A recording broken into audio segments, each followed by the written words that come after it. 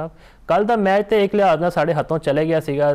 ਫਖਰ ਨਾ ਚੱਲਦਾ ਤੇ ਮੈਨੂੰ ਤਾਂ ਲੱਗਦਾ ਸੀ ਅਸੀਂ ਗਏ। ਤੇ ਫਖਰ ਤੁਸੀਂ ਕਿਵੇਂ ਵੇਖਦੇ ਹੋ ਉਹਨਾਂ ਦੀ ਜਿਹੜੀ ਫਾਰਮ ਵਾਪਸ ਆਈ ਯੂਸੁਫ ਸਾਹਿਬ?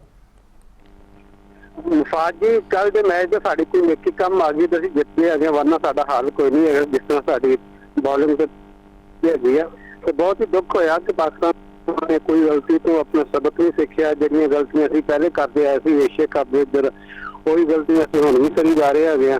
ਤੇ ਖਾਸ ਤੌਰ ਤੇ ਜਿਹੜਾ ਸਾਡਾ ਮੇਨ ਇਸ਼ੂ ਸੀ ਉਹ ਸੀ ਪਾਵਰ ਪਲੇ 'ਚ ਆਪਣਾ ਅੱਛੇ ਰਨ ਕਰਨਾ।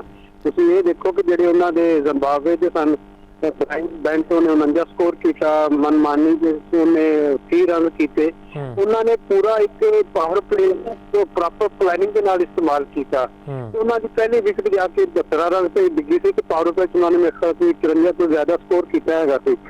ਇਹਦੇ ਮੁਕਾਬਲੇ 'ਚ ਤੁਸੀਂ ਪਾਕਿਸਤਾਨ ਦੀ ਅਗਰ ਮੁਆਵਜ਼ਾ ਕਰੋ ਪਾਵਰ ਪਲੇ ਦਾ, ਤੇ ਮਾਸ਼ਾਅੱਲਾ ਅਸੀਂ 27 ਦੇ ਪਹਿਲਾਂ ਸਾਡਾ ਆਊਟ ਹੋ ਗਿਆ ਸੀ। ਉਸ ਤੋਂ ਬਾਅਦ ਫਿਰ ਬਾਬਰ ਆਜ਼ਮ ਵੀ ਸਿਫਰ ਤੇ ਆਊਟ ਹੋ ਗਏ ਸਨ। 2 ਵਿਕਟਾਂ ਜਦੋਂ 27 ਰਨ ਸਾਰੇ ਡਿੱਗ ਗਿਆ ਤੇ ਤੀਸਰੀ 30 ਤੇ ਡਿੱਗੀ ਸੀ, ਹੁਸੈਨ ਮਯੂਬ ਸਾਹਿਬ ਚਲੇ ਗਏ ਸਨ।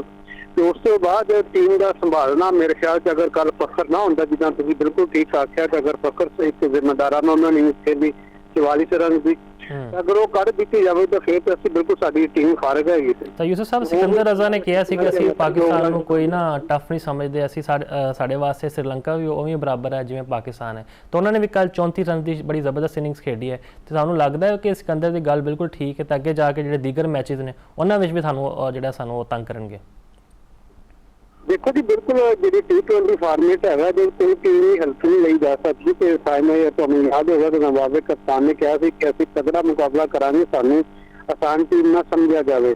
ਤੇ ਸਿਕੰਦਰ ਰਜ਼ਾ, ਤੁਹਾਨੂੰ ਪਤਾ ਕਿ ਪਾਕਿਸਤਾਨੀ ਵਿਕਟਾਂ ਦੇ ਕਾਫੀ ਲੋਕ PSL ਮੈਚ ਖੇਡਦੇ ਨੇ, ਇੱਥੇ ਬੜੇ ਮਕਬੂਲ ਵੀ ਹੈ, ਇਹਨਾਂ ਨੂੰ ਸਾਰੀ ਕੰਡੀਸ਼ਨ ਦਾ ਵੀ ਪਤਾ, ਤੇ ਪਾਕਿਸਤਾਨੀ ਬੈਟਰ ਤੇ ਬॉलर ਦੀ ਉਹਨਾਂ ਨੂੰ ਖੂਬੀਆਂ ਤੇ ਖਾਮੀਆਂ ਦਾ ਵੀ ਬਿਲਕੁਲ ਅੰਦਾਜ਼ਾ ਹੈਗਾ। ਤੇ ਉਹਨਾਂ ਨੇ ਕੱਲ ਬੜੀ ਜ਼ਬਰਦਸਤ ਕਪਤਾਨੀ ਕੀਤੀ।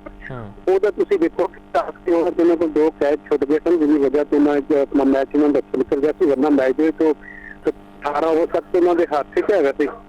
ਇੱਕ ਪਾਕਿਸਤਾਨੀ ਟੀਮ ਦੇ ਖਾਸ ਤੌਰ ਤੇ ਜਿਹੜਾ ਪਹਿਲੇ ਵੀ ਜ਼ਿਕਰ ਕੀਤਾ ਕਿ ਜਿਹੜਾ ਟੌਪ ਆਰਡਰ ਸੀ ਬਿਲਕੁਲ ਨਾ ਹੋਇਆ, ਪਾਕਿਸਤਾਨ ਮੁਹੰਮਦ ਨਵਾਜ਼।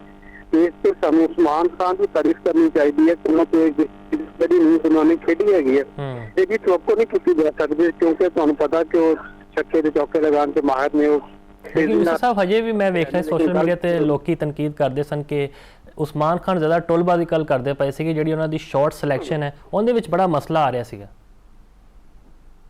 ਜੀ ਬਿਲਕੁਲ, ਉਸਮਾਨ ਖਾਨ ਦੀ ਪੂਰੀ ਬਹੁਤ ਉਹਨਾਂ ਨੂੰ ਬਾਅਦ ਜਦੋਂ ਦਿਖਾਇਆ ਗਿਆ ਸੀ ਕਿ ਉਹਨਾਂ ਨੇ ਆਪਣਾ ਥੋੜਾ ਬਹੁਤ ਹੋਮਵਰਕ ਕੀਤਾ ਹੋਣਾ, ਆਪਣੀ ਖਾਮੀਆਂ ਦੂਰ ਕਰਨ ਦੀ ਕੋਸ਼ਿਸ਼ ਕੀਤੀ ਹੋਣੀ। ਤੇ ਨਵੇਂ ਮੁੰਡੇ ਆਏ ਨੇ, ਜ਼ਾਹਰ ਇਹਨਾਂ 'ਚ ਟੈਲੈਂਟ ਹੈ, ਲੇਕਿਨ ਇਹਨਾਂ ਨੂੰ ਥੋੜਾ ਜਿਹਾ ਗਾਈਡ ਕਰਨ ਦੀ ਲੋੜ ਹੈਗੀ ਹੈ, ਸਮਝਾਉਣ ਦੀ ਲੋੜ ਹੈਗੀ ਕਿਸ ਕੰਡੀਸ਼ਨ ਕਿਸ ਤਰ੍ਹਾਂ ਤੁਸੀਂ ਬੈਟਿੰਗ ਕਰਨੀ ਹੈਗੀ ਹੈ। ਇਹ ਤੁਹਾਡੇ ਬੱਲੇਬਾਜ਼ੀ ਉਦੋਂ ਦਾ ਠੀਕ ਚੱਲਦੀ ਹੈ ਕਿ ਜਦੋਂ ਤੁਸੀਂ ਪਹਿਲਾਂ ਵਾਰੀ ਜਾ ਰਹੇ ਹੋ, ਤੁਸੀਂ ਬੜਾ ਹਦਫ ਦੇਣਾ ਹੋਵੇ, ਸਕੋਰ ਬੋਰਡ ਉੱਪਰ ਜਦੋਂ ਤੁਸੀਂ ਰਨ ਚੇਂਜ ਕਰ ਰਹੇ ਹੋਗੇ, ਉਦੋਂ ਤੁਹਾਨੂੰ ਜਿਹੜੀ ਗੇਮ ਦੀ ਕੰਡੀਸ਼ਨ ਹੈਗੀ ਆ, ਉਹਨਾਂ ਦੀ ਜਿਹੜੀ ਪਲੈਨਿੰਗ ਹੈਗੀ ਆ, ਕਿੰਨੇ ਓਵਰਾਂ ਕਿੰਨੇ ਰਨ ਕਿਹੜੇ ਬੋਲਰ ਨੂੰ ਕਿਸ ਤਰ੍ਹਾਂ ਹਿੱਟ ਕਰਨੀ ਹੈ, ਕਿਹੜੇ ਬੋਲਰ ਖਿਲਾਫ ਸਿੰਗਲ ਤੇ ਡਬਲ ਕਰਨੇ ਨੇ, ਇਹ ਕਰਨ ਦੀ ਲੋੜ ਹੁੰਦੀ ਹੈ। ਤੇ ਉਹ ਟੀਮਾਂ ਕਾਮਯਾਬ ਹੁੰਦੀਆਂ ਜਿਹੜਾ ਯਾਨੀ ਕਿ ਸਕੋਰ ਬੋਰਡ ਤੇ ਨਜ਼ਰ ਰੱਖ ਕੇ ਆਪਣੀ ਬੈਟਿੰਗ ਕਰਦੀਆਂ ਨੇ। ਤੇ ਕੱਲ ਉਸਮਾਨ ਖਾਨ ਨੇ ਬੜਾ ਅੱਛਾ ਆਪਣਾ ਇੱਕ ਇਨਿੰਗਸ ਖੇਡੀ ਹੈਗੀ, ਉਹਦੀ ਯਾਦਗਾਰ ਇਨਿੰਗਸ ਕਹਿ ਸਕਦੇ ਹਾਂ, ਜਿਸ ਜਿਹੜਾ ਉਹਨਾਂ ਦੀ ਕਰੀਅਰ ਦੀ ਹੈ ਵਾ।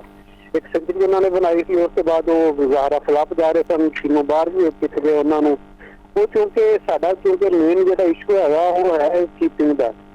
ਤੁਹਾਨੂੰ ਪਤਾ ਕਿ ਰਿਜ਼ਵਾਨ ਉਹਨਾਂ ਨੇ ਖਿਡਾਇਆ ਬਾਹਰ ਕੱਢਿਆ ਹੋਇਆ, ਉਸ ਤੋਂ ਬਾਅਦ ਮੁਹੰਮਦ ਹਾਰਿਸ ਨੂੰ ਮੌਕਾ ਦਿੱਤਾ। ਮੁਹੰਮਦ ਹਾਰਿਸ ਨੂੰ ਹਾਲਾਂਕਿ ਇਹਨਾਂ ਵਿਸ਼ਿਆਂ 'ਚ ਮੌਕਾ ਦੇਣ ਦੀ ਜ਼ਰੂਰਤ ਨੂੰ ਅਸੀਂ ਬਾਹਰ ਘਟਾ ਦਿੱਤਾ। ਹੁਣ ਸਾਡੇ ਕੋਲ ਕਿਉਂਕਿ ਪ੍ਰੋਪਰ ਕੀਪਰ ਹੀ ਕੋਈ ਨਹੀਂ ਹੈਗਾ। Sahibzada Farhan part time keeper ਨੇ।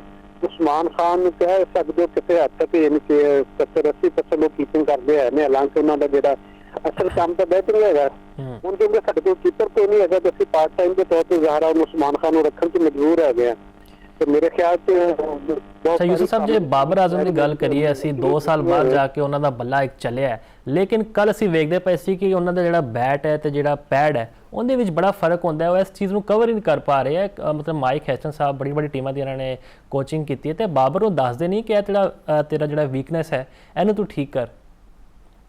ਹਾਂਜੀ, ਬਾਬਰ ਦਾ ਠੀਕ ਹੈ, ਆਪਣਾ ਵਨਡੇ 'ਚ ਉਹਨਾਂ ਨੇ ਖੇਡੇ ਨੇ, ਥੋੜੇ ਜਿਹੇ ਉਹਨਾਂ ਦੇ ਫਾਰਮ ਤੋਂ ਉਹਨਾਂ ਦੇ ਵਾਪਸ ਆਈ ਸੀ ਤੇ ਉਸ ਤੋਂ ਬਾਅਦ ਸਾਰੇ ਬੜੇ ਖੁਸ਼ ਸਨ ਕਿ ਚਲੋ ਬੱਲੇਬਾਜ਼ ਚਾਹੀਦਾ ਜਿਹਦੀ ਸਾਨੂੰ ਬੜੀ ਲੋੜ ਹੈ ਵਿੱਚ, ਕਿਉਂਕਿ ਬਾਬਰ ਆਜ਼ਮ ਚਲੇ ਗਏ ਟੀਮ ਜ਼ਿਆਦਾ ਹੌਸਲਾ ਪੈਂਦਾ, ਸਾਨੂੰ ਕੋਈ ਟੀਮ ਅੱਛਾ ਪਰਫਾਰਮ ਕਰੇਗੀ, ਬੈਟਿੰਗ ਵੀ ਸਾਰੀ ਪ੍ਰਪਾਰ ਤੇ ਮਰਕਜ਼ ਵੀ ਇਹੀ ਹੁੰਦੇ ਨੇ। ਉਹਨਾਂ ਨੂੰ ਹੁਣ ਟੀਮ 'ਚ ਪਾਇਆ ਸੀ ਕਿ ਚਲੋ T20 'ਚ ਉਹਨਾਂ ਨੂੰ ਪਾ ਲਓ ਕਿ ਚਲੋ ਇੱਕ ਪਾਸੇ ਦਾ ਆਰਾਮ ਨਾਲ ਖੇਡਦੇ ਰਹਿਣਗੇ ਤੇ ਆਪਣੀ ਜਿਹੜਾ ਐਂਡ ਹੈਗਾ ਰੋਕਦੇ ਰਹਿਣਗੇ। ਅਸੀਂ ਤਾਂ ਰਿਜ਼ਵਾਨ ਨੂੰ ਨਾਰਾਜ਼ ਕਰਤਾ T20 ਵਿੱਚ ਅਸੀਂ ਐਡ ਹੀ ਨਹੀਂ ਕੀਤਾ, ਫਿਰ ਨਾ ਸੈਂਟਰਲ ਕੰਟਰੈਕਟ ਉਹਨਾਂ ਨੇ ਸਾਈਨ ਕੀਤਾ। ਤੇ ਹੁਣ ਬਾਬਰ ਨੂੰ ਜੇ ਮੌਕਾ ਮਿਲਿਆ ਤੇ ਬਾਬਰ ਪਰਫਾਰਮ ਨਹੀਂ ਕਰਨਗੇ, ਜ਼ੀਰੋ ਤੇ ਆਊਟ ਆਉਣਗੇ, ਫਿਰ ਤੇ ਜਿਹੜਾ ਫੈਨਸ ਬੜੇ ਮਾਯੂਸ ਹੋ ਜਾਣਗੇ। ਦੇਖੋ ਜੀ ਬਾਬਰ ਆਜ਼ਮ ਨੂੰ ਚਾਹੀਦਾ ਨਾ ਕਿ ਹੁਣ T20 ਤੇ ਵੀ ਪਰਫਾਰਮ ਕਰੇ। ਬਾਬਰ ਨੂੰ ਸਭ ਤੋਂ ਜ਼ਿਆਦਾ ਅੰਦਾਜ਼ਾ ਉਹਨੂੰ ਖੁਦ ਹੈਗਾ ਕਿ ਮੈਂ ਕਿਹੜੀ ਗੇਮ 'ਚ ਕਿਉਂ ਆਊਟ ਹੋ ਰਿਹਾ ਹੈਗਾ, ਬਾਰ-ਬਾਰ ਮੈਂ ਸਪਿਨਰ ਕੋਲ ਆਊਟ ਕਿਉਂ ਹੋ ਰਿਹਾ, ਬਾਰ-ਬਾਰ LBW ਵਿੱਚ ਕਿਉਂ ਹੋ ਰਿਹਾ ਹੈਗਾ ਫਾਸਟ ਬਾਲਰ ਦੇ ਸਾਹਮਣੇ। ਇਹ ਤਾਂ ਜਦੋਂ ਤੱਕ ਉਹਨਾਂ ਦਾ ਜਿਹੜਾ ਬੈਟ ਤੇ ਪੈਰ ਦਰਮਿਆਨ ਜਿਹੜਾ ਗੈਪ ਹੈਗਾ ਉਹਨੂੰ ਕਵਰ ਨਹੀਂ ਕਰਨਗੇ, ਉਦੋਂ ਤੱਕ ਉਹਨਾਂ ਦੀ ਮਿਸਾਲ ਪੈਦਾ ਹੋਣਗੇ। ਹੁਣ ਕਿਉਂਕਿ ਬੜੇ ਚੁੱਕਵਾਦ ਤੋਂ ਬਾਅਦ ਸਾਰੇ ਲੋਕ T20 ਮੌਕਾ ਦੇਣਾ ਚਾਹੀਦਾ ਹੈਗਾ ਤਾਂ ਕਿ ਜਿਹੜਾ ਕੋ ਵਰਲਡ ਕੱਪ ਹੈਗਾ ਉਹਦੀ ਤਿਆਰੀ ਕੀਤੀ ਜਾ ਸਕੇ, ਕੰਪੀਟੀਸ਼ਨ ਅੱਛਾ ਹੋ ਸਕੇ। ਇਹ ਬਾਬਰ ਤੇ ਜ਼ਿੰਮੇਵਾਰੀ ਹੈਗੀ ਹੈ, ਕੋਚ ਮਾਈਕ ਹੈਸਨ ਤੇ ਜ਼ਿੰਮੇਵਾਰੀ ਹੈਗੀ ਹੈ, ਉਹਨਾਂ ਨਾਲ ਬਹਿ ਕੇ 1-to-1 ਉਹਨਾਂ ਨਾਲ ਸੈਸ਼ਨ ਕਰਨ, ਉਹਨਾਂ ਨੂੰ ਅਲੱਗ ਜਾ ਕੇ ਉਹਨਾਂ ਲਈ ਆਪਣਾ ਜਿਹੜਾ ਟ੍ਰੇਨਿੰਗ ਹੈ ਉਹਦੇ ਲਈ ਅਰੇਂਜ ਕੀਤੀ ਜਾਵੇ।